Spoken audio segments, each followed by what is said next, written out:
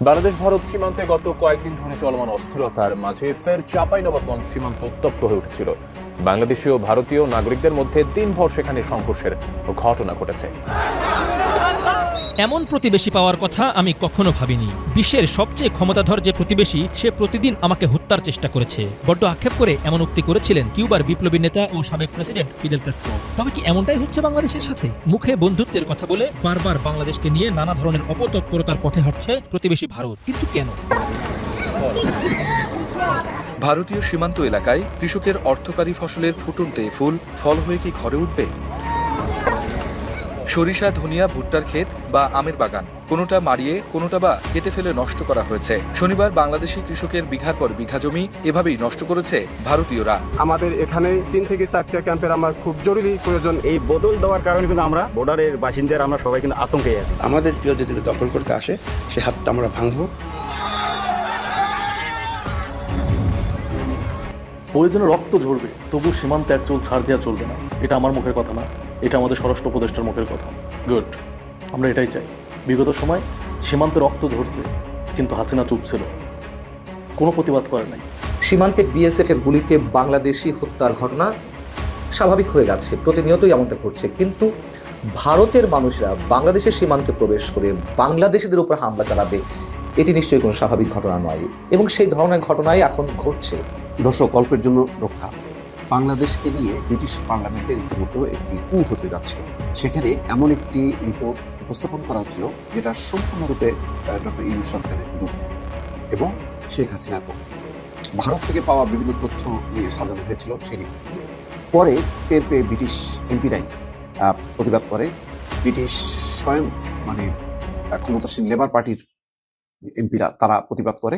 তারপরে সেই রিপোর্টটি প্রত্যাহার করা হয়। আসসালামু আলাইকুম দর্শক, নতুন একটা নিউজে আপনাকে স্বাগতম। প্রিয় দর্শক, বাংলাদেশ ভারত সীমান্তে চরম উত্তেজনা ও যুদ্ধ অবস্থা এবং বাংলাদেশের বিরুদ্ধে ব্রিটিশ পার্লামেন্টে গভীর ষড়যন্ত্র নিয়ে করা আমাদের আজকের ভিডিওটি খুবই গুরুত্বপূর্ণ। ভিডিওটি শুরু থেকে শেষ পর্যন্ত ধৈর্য সহকারে দেখে একটি লাইক দিয়ে সবাইকে শেয়ার করে দিন। আমাদের চ্যানেলে নতুন হলে চ্যানেলটি সাবস্ক্রাইব করে পাশে থাকা বেল আইকনে ক্লিক করে রাখুন। আমাদের ভিডিওটি আপনি বাংলাদেশের কোন জেলায় বসে দেখছেন বা শুনছেন সেইটি অবশ্যই কমেন্ট বক্সে কমেন্ট করে জানিয়ে দিতে ভুলবেন না। চলুন আর কথা না বাড়িয়ে ভিডিওটিতে একটি লাইক দিয়ে ধারাবাহিকভাবে আজকের বিস্তারিত গুরুত্বপূর্ণ খবরগুলো দেখে আসি।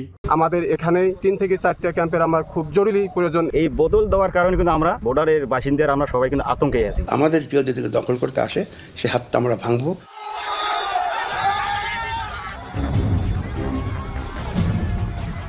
বেশ কয়েক সপ্তাহ ধরে সীমান্তে আন্তর্জাতিক আইন লঙ্ঘন করে চলেছে ভারতীয় বাহিনী বিএসএফ। শূন্যরেখা থেকে 150 গজের মধ্যে প্রতিরক্ষা সামর্থ্য সংবলিত যে কোনো কাজের সুস্পষ্ট নিষেধাজ্ঞা থাকলেও ভারত তা মেনে চলেনি। বরং বাংলাদেশের অনুমতি না নিয়েই চাঁপাইনবাবগঞ্জ ও নওগাঁ সীমান্তে বিএসএফ কাঁটাতারের বেড়া তৈরির চেষ্টা করে। এই ঘটনায় সীমান্তে উত্তেজনা বাড়লে ঢাকায় নিযুক্ত ভারতীয় কূটনীতিককেও তলব করে জবাব চায় বাংলাদেশ।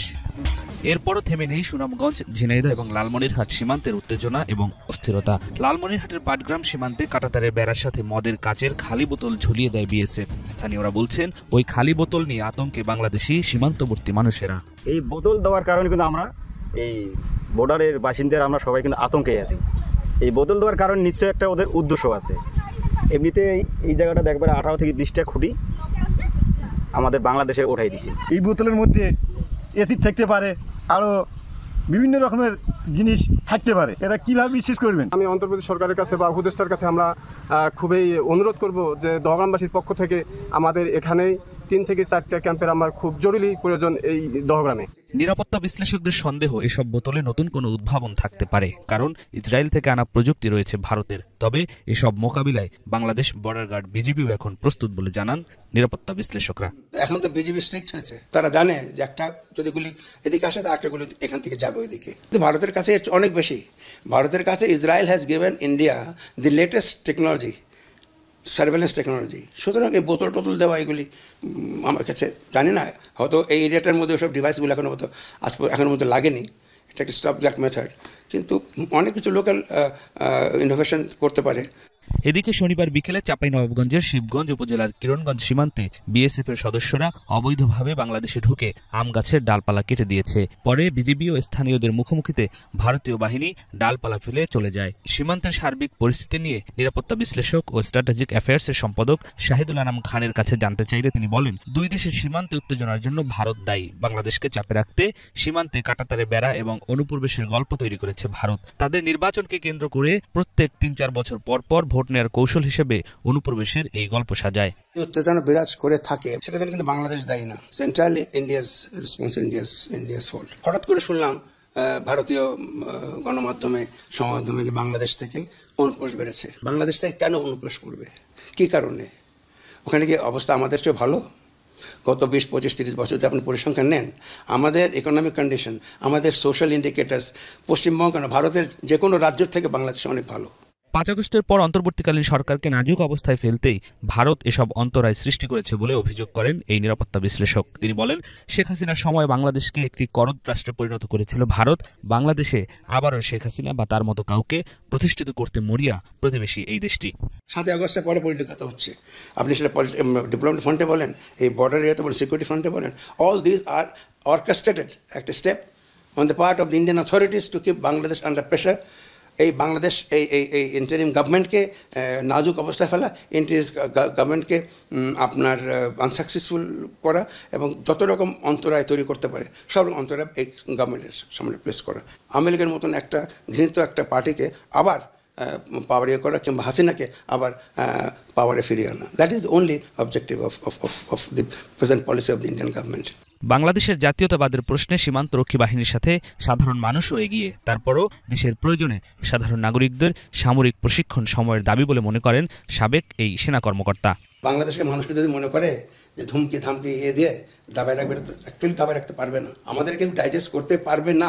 আমাদের কেউ যদি দখল করতে আসে, সে হাতটা আমরা ভাঙবো, সে নাকটা আমরা বোতা করে দেবো ইনশাআল্লাহ। আমাদের তো ট্রেনিং থাকা উচিত, তো 3 মাস 6 মাস করে ট্রেনিং করা উচিত। তো আমরা যারা রিটায়ার্ড, যারা করেছে একটা বয়স পর্যন্ত, তাদের রিজার্ভ লাইব্রেরি থাকা উচিত। আমাদের জনগণকে আরও অনুপ্রাণিত করতে হবে এবং আরও ওয়াকিবহাল করতে হবে যে আমাদের দেশটার উপরে কিন্তু অনেকের নজর আছে। ভারতীয় সীমান্ত এলাকায় কৃষকের অর্থকারী ফসলের ফুটন্তে ফুল ফল হয়ে কি ঘরে উঠবে?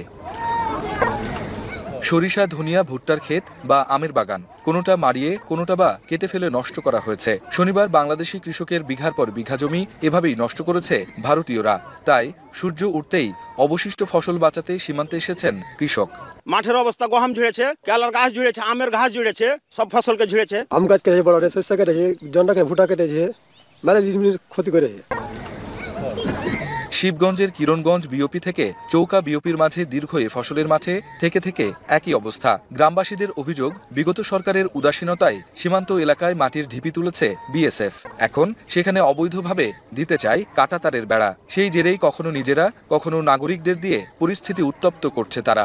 সব ক্ষতিগ্রস্ত হয়েছে, এখানে হয়নি, শুকায়নি, তারপর কাঁচা কাঁচা নিয়ে আমরা চলে যেতে হয়েছে বাধ্য। সরষে যদি রাখি তো ক্ষতিগ্রস্ত হবে খুব, এজন্য উঠিয়ে নিয়ে চলে যাচ্ছি। যখনই আমরা মনে করি প্রতিরোধ করতে যাচ্ছি বা ফসলটা বাঁচাবো, তখন আর এমন ভাবে গ্যাস মারছে, চোখ মুখ কানা হয়েছে। এখন বর্তমানে পরিস্থিতি ভালোই আছে, কিন্তু তবু আমাদের একটা ভয়ঙ্কর যে গ্রামে হয়তো তারা আক্রমণ করতে পারে।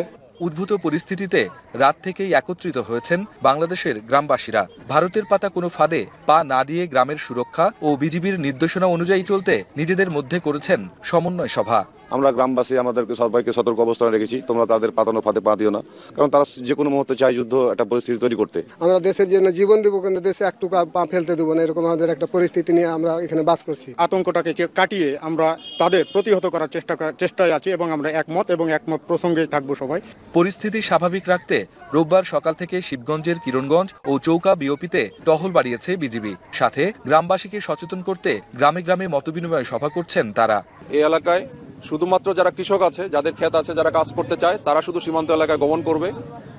তাছাড়া এর বাইরে বহিরাগত যারা আছে, উৎসুক জনতা এই সীমান্ত এলাকায় ভিড় করবে না। শনিবারের উদ্ভূত পরিস্থিতিতে বিএসএফ এর সাথে পতাকা বৈঠকের পর পরিস্থিতি স্বাভাবিক বলছে 59 বিজিবির অধিনায়ক। বারবার এমন পরিস্থিতি প্রতিরোধেও কাজ করছেন তারা। বিজিবির পাশাপাশি আমাদের এই এলাকার জনগণ এবং এলাকার স্থানীয় চেয়ারম্যান সাহেব আছেন, এখানকার মেম্বার সাহেবরা আছেন, সবাই আমরা একসাথে কাজ করব, যেহেতু পরিস্থিতি এটা আর ফার্দার ঘোলাটে না হয়। এদিকে সীমান্ত এলাকায় কৃষকের ফসলে ক্ষয়ক্ষতি নিরূপণে কাজ শুরু করেছে কৃষি সম্প্রসারণ অধিদপ্তর। যে ক্ষতি হয়েছে তাদের নাম আমরা লিপিবদ্ধ করব এবং ঊর্ধ্বতন কর্মকর্তা মহোদয়দের সাথে কথা বলে সামনে যে প্রণোদনা থাকে সেখানকে আমরা দেওয়ার চেষ্টা করব। 2-1 দিনের মধ্যে সীমান্তের ফসলি জমিতে স্বাভাবিক প্রক্রিয়ায় কৃষক কাজ করতে পারবে বলছে BGB. Border guard Bangladesh, BGB দেশের অতন্দ্র প্রহরী। গতকাল সীমান্তের ঘটনা যেন পুনরাবৃত্তি না হয় সে কারণে বাড়িয়েছে তাদের টহল, আর তাদের বাজের মতো তীক্ষ্ণ দৃষ্টি সুরক্ষা দিচ্ছে দেশের সম্পদ আর সীমান্তবর্তী গ্রামবাসীদের। দর্শক, অল্পের জন্য রক্ষা। বাংলাদেশকে নিয়ে ব্রিটিশ পার্লামেন্টে রীতিমতো একটি কু হতে যাচ্ছিল। সেখানে এমন একটি রিপোর্ট উপস্থাপন করা হচ্ছিল যেটা সম্পূর্ণরূপে ডক্টর ইউনূস সরকারের বিরুদ্ধে এবং শেখ হাসিনার পক্ষে। ভারত থেকে পাওয়া বিভিন্ন তথ্য নিয়ে সাজানো হয়েছিল সেই রিপোর্টটি। পরে টের পেয়ে ব্রিটিশ এমপিরাই প্রতিবাদ করে। ব্রিটিশ স্বয়ং ক্ষমতাসীন লেবার পার্টির এমপিরা তারা প্রতিবাদ করে। তারপরে সেই রিপোর্টটি প্রত্যাহার করা হয়। তো সেই কারণেই বলছিলাম দর্শক যে রীতিমতো বাংলাদেশকে নিয়ে ব্রিটিশ পার্লামেন্টে একটি সম্ভাব্য কু প্রতিহত করা হয়েছে এবং সেটি প্রতিহত করেছেন ব্রিটিশ এমপিরা। নাটকীয় এই ঘটনা ঘটেছে দর্শক। বাংলাদেশ নিয়ে নভেম্বরে একটি রিপোর্ট প্রত্যাহার করেছেন ব্রিটিশ এমপিরা। কমনওয়েলথের all party parliamentary group APPG গত নভেম্বরে বাংলাদেশ নিয়ে একটি রিপোর্ট প্রকাশ করে। ওই রিপোর্টে ঢাকায় বর্তমান সরকারের সমালোচনা করা হয়, অভিযোগ করা হয় ওই রিপোর্ট সঠিক নয়। এই রিপোর্ট ক্ষমতাচ্যুত শেখ হাসিনা সরকারের প্রতি পক্ষপাতী ছিল। এমন সমালোচনার পর ওই রিপোর্ট প্রত্যাহার করেছেন ব্রিটিশ এমপিরা। এই খবর দিয়েছে অনলাইন গার্ডিয়ান। এতে বলা হয় লেবার দলের একজন এমপি হাউস অফ কমন্স এই রিপোর্টের বিষয়ে আপত্তি তোলেন। এই বিষয়ে কর্মকর্তারা বলেছেন তারপর আর ওই রিপোর্ট ডিস্ট্রিবিউট করা হয়নি এবং তা পর্যালোচনার পর্যায়ে আছে। একজন মুখপাত্র বলেছেন যে বিষয়ে প্রশ্ন তোলা হয়েছে তা অভ্যন্তরীণ ডকুমেন্ট পর্যালোচনার পর্যায়ে রয়েছে। গ্রুপটির ব্যাপক প্রক্রিয়ার অধীনে তা পররাষ্ট্র মন্ত্রণালয়ের সঙ্গে শেয়ার করা হয়েছে। এই অবস্থায় ব্যাপকভাবে এই রিপোর্ট প্রচার করার ইচ্ছে নেই। APPG এটার আর কোনো ফলো আপ করবে না। সাংবাদিক কিরণ স্টাচি এবং ডেভিড বার্গম্যানের লেখা ওই প্রতিবেদনে আরো বলা হয় খালা শেখ হাসিনার দল আওয়ামী লীগের সঙ্গে গোপন সম্পর্ক থাকার অভিযোগ আছে ব্রিটেনের সিটি মিনিস্টার টিউলিপ সিদ্দিকীর বিরুদ্ধে। এই অভিযোগে তিনি পদত্যাগ করেছেন। এর ফলে জোর অভিযোগ উঠেছে যে ব্রিটিশ রাজনীতিতে হস্তক্ষেপ করছে আওয়ামী লীগ। গার্ডিয়ান লিখেছে APPGর the ongoing situation in Bangladesh শীর্ষক রিপোর্ট প্রেসের কাছে প্রকাশ করা হয় নভেম্বরে। কর্তৃত্ববাদী শাসনের বিরুদ্ধে ছাত্রদের নেতৃত্বে বিদ্রোহের মুখে ক্ষমতা হারান শেখ হাসিনা। এর 3 মাস পর APPG ওই রিপোর্ট প্রকাশ করে। বাংলাদেশের সেই গণঅভ্যুত্থানকে মোকাবেলা করা হয়েছিল নিষ্ঠুরতার সঙ্গে। নিরাপত্তা রক্ষাকারীরা দমন পীড়নে ব্যর্থ হয়। এর ফলে প্রায় 1000 মানুষ মারা যান।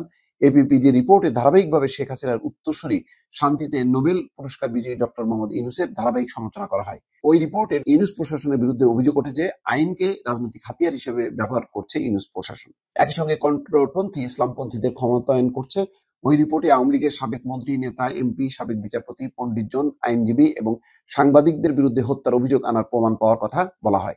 এক্ষেত্রে তারা নয়াদিল্লি ভিত্তিক রাইটস অ্যান্ড রিস্ক অ্যানালাইসিস গ্রুপের কাছ থেকে তথ্য পাওয়ার কথা বলে, দিল্লির কাছ থেকে এই তথ্য পাওয়ার কথা বলে। কিন্তু এতে হত্যার শিকার মানুষের সংখ্যা খুব কম করে দেখানোর জন্য বিশেষজ্ঞরা ওই রিপোর্টের সমালোচনা করেন। কারণ ওই রিপোর্টে দাবি করা হয় শেখ হাসিনা দেশ থেকে পালিয়ে যাওয়ার পর বেশিরভাগ হত্যাকাণ্ড ঘটেছে। কিন্তু আগস্টে জাতিসংঘের মানবাধিকার বিষয়ক কমিশনার যে রিপোর্ট প্রকাশ করেছে ওই রিপোর্ট তার বিপরীত। জাতিসংঘের মানবাধিকার বিষয়ক কমিশনার তার রিপোর্টে বলেন বেশিরভাগ মৃত্যু এবং আহতের ঘটনা ঘটেছে নিরাপত্তা রক্ষাকারী বাহিনী এবং আওয়ামী লীগের সঙ্গে সংশ্লিষ্ট ছাত্র সংগঠনের কারণে, মানে ছাত্রলীগের কারণে। APPG রিপোর্টে বলা হয় ঢাকায় নতুন সরকার অপরাধের জন্য 1,94,000 মানুষের বিরুদ্ধে অভিযোগ গঠন করেছে। কিন্তু বিশেষজ্ঞরা বলেন সম্ভাব্য অবরোধে জড়িত বলে পুলিশ তার রিপোর্টে যে সংখ্যা উল্লেখ করেছে সেই সংখ্যা সেটার মতোই। ব্রিটিশ দলের এমপি রূপা হক সম্প্রতি বাংলাদেশে সময় কাটিয়েছেন। তিনি এই সপ্তাহে হাউস অব কমন্সে এই রিপোর্টের সমালোচনা করেন। তিনি প্রশ্ন করেন আপনার সরকার কি করেছে এসব মিথ্যা তথ্য পার্লামেন্টে প্রকাশ করে। লন্ডনে school of oriental and African স্টাডিজের প্রফেসর নওমি হোসেন বলেন APPGর ওই রিপোর্ট মৌলিকভাবে ত্রুটিপূর্ণ, জবাবদিহিতার হাতিয়ার হিসেবে এটা সম্পূর্ণ ব্যর্থ। APPGর একজন মুখপাত্র বলেন তারা কমনওয়েলথ অফ নেশনস এর দিকে প্রতিষ্ঠান হিসেবে বেশি মনোনিবেশ করবে, তারা দেশভিত্তিক আর রিপোর্ট প্রকাশ করবে না। তার মানে একটা সম্পূর্ণ ইউনূস সরকারের বিরুদ্ধে একটি রিপোর্ট তারা প্রকাশ করতে যাচ্ছিল, যেটা ব্রিটিশ এমপিরা টের পেয়ে প্রতিবাদ করেন এবং ফলে রিপোর্টটি স্থগিত হয়ে যায়। দর্শক, এদিকে হঠাৎ অসুস্থ হয়ে হাসপাতালে লুৎফরজামান বাবর। সাবেক স্বরাষ্ট্র প্রতিমন্ত্রী লুৎফরজামান বাবর হঠাৎ অসুস্থ হয়ে পড়েছেন। রবিবার সন্ধ্যায় তাকে রাজধানীর ইউনাইটেড হাসপাতালে নেওয়া হয়েছে। জানা যায় সন্ধ্যায় নেতাকর্মীদের সঙ্গে মত বিনিময়ের সময় হঠাৎ বুকের বাঁ পাশে ব্যথা অনুভব করেন তিনি। পরে তাকে রাজধানীর ইউনাইটেড হাসপাতালে নেওয়া হয়। দীর্ঘ 17 বছর পর গত বৃহস্পতিবার কারাগার থেকে মুক্তি পান সাবেক স্বরাষ্ট্র প্রতিমন্ত্রী লুৎফরজামান বাবর। এদিকে নমরুদের মতো ক্ষমতায় থেকে হাসিনা আইন আদালতের ঊর্ধ্বে ছিলেন।